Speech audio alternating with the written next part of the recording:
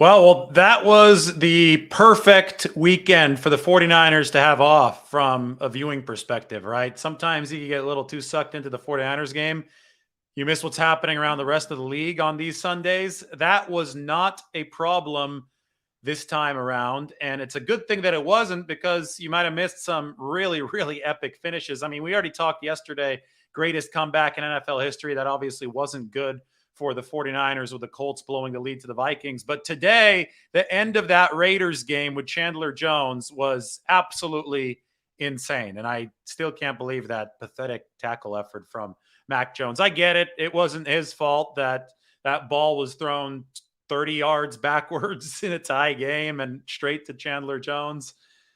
All, criticism there, I think, has been fairly assigned. But then when, the game is on the line and Chandler Jones has the ball right in front of you, for Mac Jones, just grab onto his ankle and hold on for dear life. You can't let yourself get stiff-armed into the turf. I think that when the 49ers show up at Allegiant Stadium in 2 weeks, Mac Jones might still be in the turf after that. I don't know if they were able to take him out and take him back home. I mean, that was embarrassing. That wasn't a good look for the Patriots at all. Whenever you can out Raiders the Raiders, it's not quite going to reverse the Tuck rule from years ago that launched Brady's career up into the stratosphere, but it was epic. That was crazy. And then so many other games that were overtime or almost overtime. Herbert made that great pass at the end to beat the Tennessee Titans, just a rope as he was rolling out. This was a fun day of football all the way until the final game. And the final game was Washington and the New York Giants. Really, really good win for the New York Giants. And I think that was big as far as playoff percentage goes. I think the Giants now have close to a 90% shot of making the playoffs as a wild card, whereas Washington goes down to 30-something percent. So Washington is probably going to be a desperate team next week when they play the 49ers. And that's obviously something to watch entering that game. But I wanted to give a quick preview of the matchup with the 49ers and the Commanders next week, with the 49ers opening up as 6.5-point favorites over Washington. In general, based on what I've seen all season, and that includes Washington's recent hot streak, which is 6 out of their last 8 games have been wins. It was 6 out of the last 7 entering tonight before the Giants beat them 20-12. But in general, I don't think that Washington has nearly enough firepower to keep up with the 49ers. Here's their DVOA profile. This does not include the recent win over the Giants, but I don't think it's going to be much different. And I think their loss to the Giants, I should say. This does not include their recent loss to the Giants, just wrapped up a few minutes ago. But I don't think it will change all that much because I think Washington played to this profile during this game. Number 17 overall DVOA, but the splits are important to take into account. Commanders have the number 27 offense, the number 9 defense, and the number 4 special teams. The main takeaway there is that Washington doesn't have a good offense. Number 27 DVOA, and we saw it play out today. They managed only 12 points against the Giants team that's the number 29 DVOA defense. So the New York Giants are not good defensively, and the Washington Commanders today were only able to manage 12 points at home. Now, they did get the benefit of some missed pass interference there at the end of the game. So, yeah, perhaps they should have scored 18 or 20 points and, maybe more in overtime. But in regulation, let's be honest, they struggled to score 12 and would have struggled to score just 20 against the number 29 defense in the league. And that won't cut it against the 49ers, who have been playing as the NFL's best team ever since their loss to the Kansas City Chiefs. Washington, their offense, I was impressed with some of their receivers today. Taylor Heinicke is Taylor Heinicke. He's a limited quarterback. He's done some good stuff. He's been the winningest quarterback for Washington in quite some time. They put up the graphic on the screen. I think he entered this game with a 568 win percentage, which isn't great, but it is above 500 for a franchise that's been more or less dysfunctional while Heinicke has been the quarterback. He's thrown to some talented receivers, though. And if there's a way for Washington to bust the top off this 49ers defense, stay in the game early, it is with some strikes downfield. Obviously, Terry McLaurin, Jahan Dotson, Curtis Samuel. This is a team with some speed on the outside that can stretch the 49ers defense, challenge them a bit. But they can only do that if they can block the 49ers. And they weren't able to block the New York Giants today. Kayvon Thibodeau had the strip sack that turned into a touchdown. I think that Nick Bosa is going to have a really, really good game against Washington. They're giving up a bottom 10 adjusted sack rate. 49ers pass rush is coming off a really productive game against the Seattle Seahawks. I think that you're going to see more of that against Washington. Now, Bosa's former college teammate at Ohio State, Chase Young, might play for the first time since last November. The ACL tear last November. They showed Chase Young on the broadcast tonight. Pitch count probably if he does play next week. What's his impact going to be against the 49ers? Well, I mean, this is looking at the other side of the ball where Washington has Montez Sweat, and they have a solid pass rush. They're top 10 in adjusted sack rate. I mean, again, I showed you this. Number 9 defense. This is the best defense that Brock Purdy is going to play before the playoffs. But how will Chase Young add to it? You know, if he hasn't played football in over a year, I think his impact will probably be relatively limited, but you're still going to have to account for him. And I think it's better and smarter to look at this Washington defense as a whole. And this is the number 9 defense in football. They did a decent job against the New York Giants today. Now, I will say that Washington's number 4 run defense, they ranked number 4 in run defense DVOA, just was not good when push came to shove. Saquon Barkley did what he wanted against them. So that really bodes well for the 49ers. I think, yes, Washington's defense is above average. It's top 10. It's good, whatever you want to call it. But the 49ers have a dominant defense. The 49ers have the number 1 unit in the league. There's a big difference between Washington's unit, their number 4 run defense, and the 49ers' number 1 run defense. And that's the difference between, Saquon Barkley might run you over at crunch time versus the 49ers defense hasn't been letting anything up in any of these games at crunch time ever since that embarrassing loss to the Chiefs. So just on paper, the 49ers are much, much more prolific and stronger than Washington. Though if we are looking at Washington's defense, keep an eye out on the back end on Cameron Curl, their strong safety. He's been really solid this year. I mean, they played disciplined ball on the back end, and Curl has come up against the run, put 8 men in the box for Washington in a way that might force Brock Purdy to pass. That hasn't been an issue for Brock Purdy, though, over the course of these past 3 games. So I think that the key matchup is going to end up being Washington's pass rush, Montez Sweat, Chase Young, if he plays, against Brock Purdy and the 49ers O-line. And the 49ers O-line has been a lot better in pass protection this year than years prior. But sacks are a QB stat, even more so than an O-line stat, as long as your O-line is decent enough, right? You have to be able to get rid of the ball quickly, and that's why I say it's going to be Washington's pass rush against Purdy. He can't allow the same kind of stuff that Taylor Heineke allowed against Kayvon Thibodeau and the New York Giants as we were watching the game tonight. And that Giants front obviously got around the Washington edge rushers. The 49ers want to expose the Washington edge blockers, I should say. 49ers want to expose the Washington edge blockers with their edge defenders, and then they want to make sure that they win that battle on the other end, because defense is the way that Washington is potentially going to be able to stay in this game. But the 49ers are 6.5-point favorites in this game to open up for a reason. I expect this line to grow. I do expect the 49ers. I mean, think about this. The 49ers are playing this game on a lot of rest. They're going to have extra rest. Washington is playing this on a short week. So we saw what happened to the 49ers on a short week against New Orleans. Coming off Mexico City, they weren't good on either line of scrimmage. Washington this time is playing on that 6-day short week. They're going Sunday to Saturday. And the 49ers are going Thursday, the previous Thursday to Saturday. So it's extra rest for the 49ers. Probably even better for the 49ers than going Thursday to Sunday, because there could be rust at that point. So Thursday to Saturday, they should be roaring on all cylinders.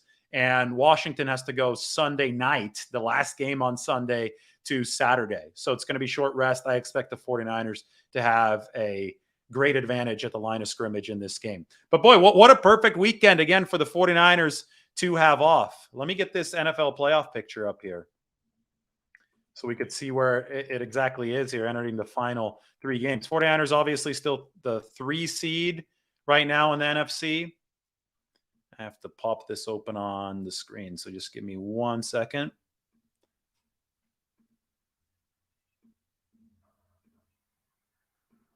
The 49ers as that 3 seed, we'll see who they would play today. I don't keep close enough.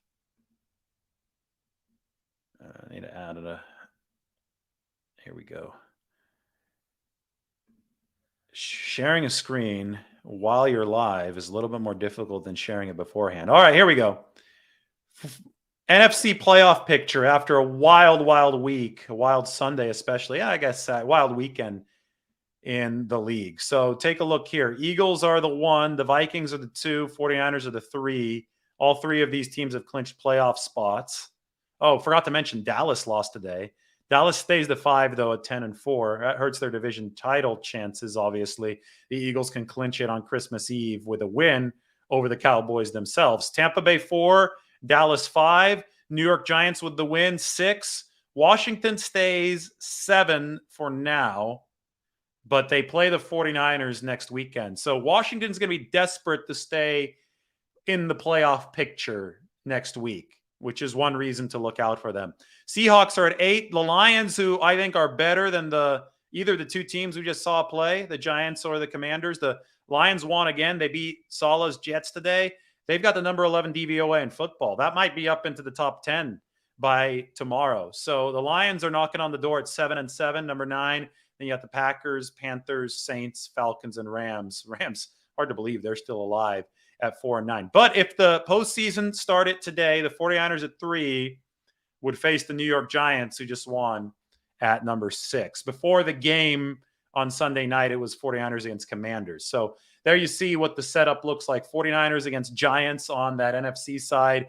You know, I think whoever the 49ers play in the first round, as 3 is the lowest that they're going to go, whoever they play in that first round, they're going to blow out. I would be shocked if they didn't cruise by more than a possession against one of these first round teams. And you're going to get a preview of that. 49ers Commanders this weekend is a very possible first round game. Now, a possible first round game also is 49ers Lions now, with the Lions really starting to turn it on. And Jared Goff is playing as a top 10 QB this year. Goff, Mike texted me before. He said, "Hey, is Goff better than Stafford right now?" I'm like, yeah. To me, it looks like Jared Goff is better than, well, obviously better than Matthew Stafford, who can't play due to a neck injury. But the way that Stafford came out of the gates this year, not doing well behind worse pass protection. I mean, if you look, Ben Baldwin always posts the funniest EPA charts that are, plotted EPA per play for the QB versus pass protection. And he pointed out that Jared Goff with the Rams and Matthew Stafford with the Rams, their efficiency has simply been determined by pass protection. There hasn't been much of a difference between either of those 2 quarterbacks. Matthew Stafford had the best pass protection in the league last year. The Rams won the Super Bowl. He had arguably the worst pass protection in the league this year. The Rams are 4-9, and Stafford is hurt maybe for the season, right? They've got Baker Mayfield taking those snaps for them now. So, larger picture, pass protection is extremely important. More focused picture, maybe Jared Goff, if he gets decent protection like he has been getting here in Detroit as that team has started to round the corner, maybe he can helm a dangerous offense. And that's what we've seen out of Detroit, but the defense is in the 20s. So again, if Detroit were the 49ers first round opponent, I would also expect a blowout. It gets more interesting if you look at this in the second round. And that's why the 49ers still want to catch the Vikings so they can have a potential game against the Vikings at home. Minnesota 2 versus 7. Minnesota would play Washington. The 49ers would play the Giants if the playoffs started today. You would expect both of the 49ers and the Vikings to win at home. I guess the Vikings aren't, that's a much sketchier team, number 21 DVOA, so they might lose. But assuming the Vikings continue getting lucky, continue getting their home wins, then 49ers and Vikings would be set to square off in round 2, and the winner of the 2 seed would get home field advantage in that game.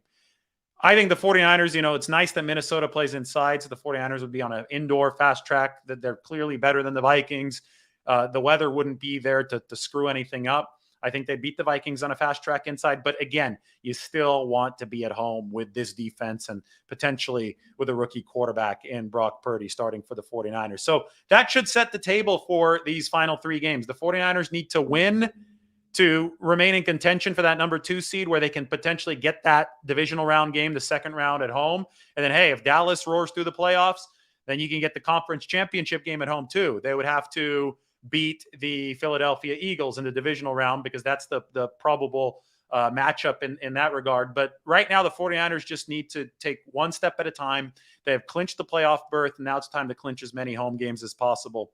And their next opportunity here is going to come against the Washington Commanders. Those of you just joining, the initial preview, 49ers Commanders, we just saw the Commanders lose to the Giants 20-12. Commanders aren't very good. They've got a decent defense.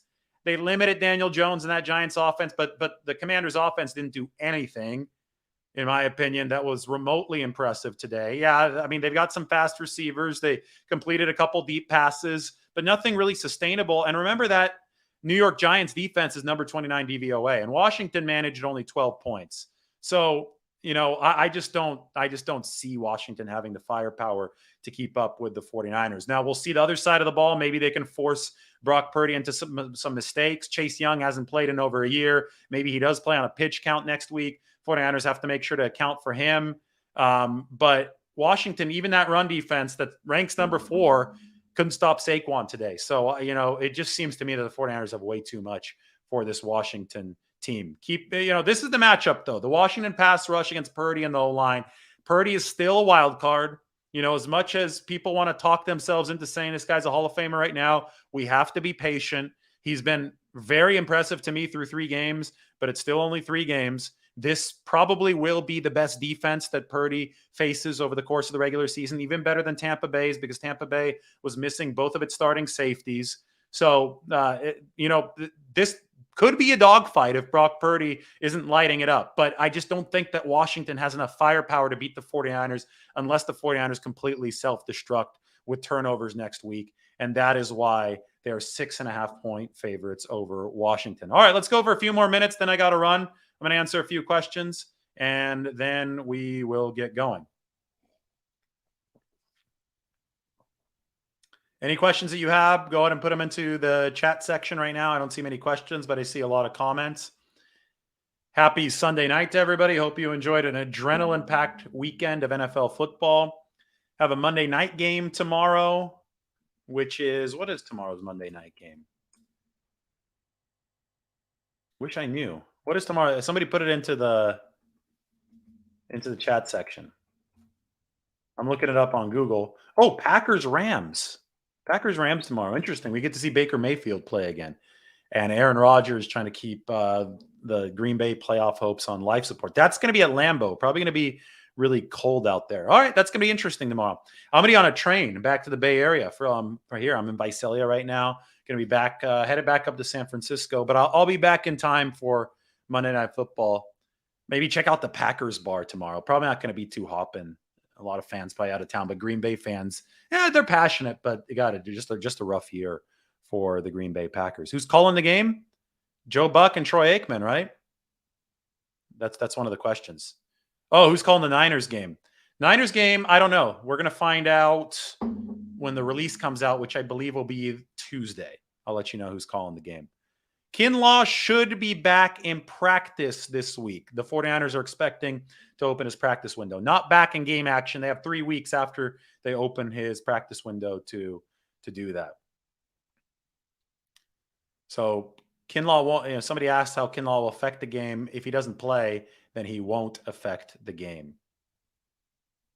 Did Parsons fall behind Bosa in the Defensive Player of the Year combo today? It's a good question. Bosa is better in every single pass rushing category than Micah Parsons. And then I have these Dallas people try to tell me, well, Micah Parsons is a hybrid. Parsons covers. He's only in coverage on like 4% of snaps.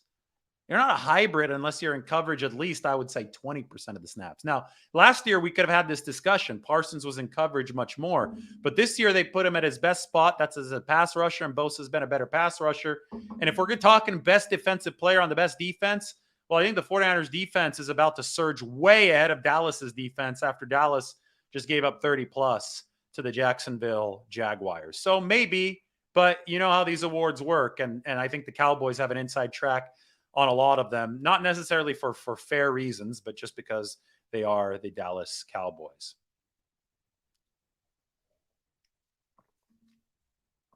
Any update on Elijah Mitchell? It was a 6 to 8 week injury with the 6 to 8 weeks landing on the playoffs. So I think he's already undergone rehab from the same injury earlier this year. And then he suffered the same injury again, and he came back in the 6 to 8 week period. I'd expect the same. So still at least 3 more weeks for Elijah Mitchell.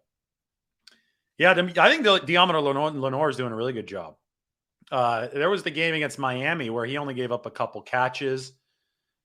He had the pick 6 that should have been a pick 6. It was nullified by the Bosa penalty, but he did a good job on that against Seattle. Lenore's feisty. He could tackle, against the run. I think that's really important. Charvarius Ward is the best tackling corner in the game. So you want to make sure that Lenore is not all that much weaker so that opponents have to stay balanced. They can't just pick on one side. And he's been improving week to week too. Lenore had a PI one week and then he didn't turn his head around. And the next week he turned his head around.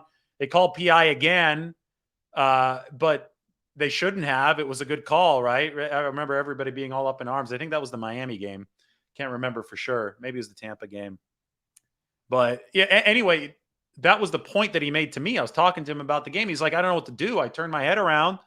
That's what they told me to do last week. I did this week. And I think that just with more time, he's going to be a more recognizable name out there and officials will stop being flag happy, right? Just reaching down, throwing the flag whenever they see Diameter Lenore, whenever they see 38 or whatever it is in coverage. So I think he's making progress. Obviously, he technically is the weak link because he's not as good as Charvarius Ward. And they say that your defense is only as good as its worst corner. But to me, that indicates that Diameter Lenore is pretty damn good, right? Because the 49ers defense is pretty damn good. So he might be worse than Charvarius Ward, but he's not a liability now on the other side. Mike has a PSA. Make sure to subscribe if you have not. So if you haven't subscribed, make sure you do so and turn on notifications so you don't miss a live.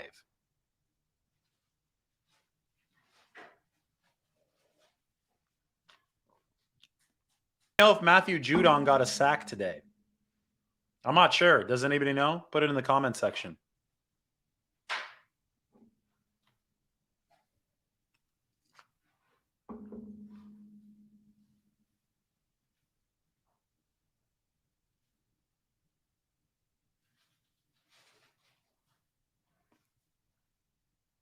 No sack. They're saying no sack for Matthew Judon. So Nick Bosa should still be in the league lead.